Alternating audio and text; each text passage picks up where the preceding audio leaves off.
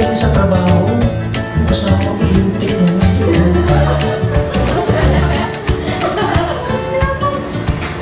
Lang tayo kulang sa bahay. Habang nagmamasahe na sa isip, ano nga yung pasyente mo? Parang nanimilipid kasi kung nasawa, umuwi ka doon.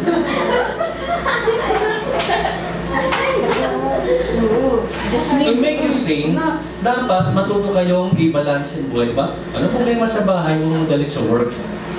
In the same manner, ano naman ang problema mo sa work, huwag mo dadali sa bahay. No? Kasi habang nagluluto ka, yung kliyente ko, leche, nandiyan yung asawa mo, di ba?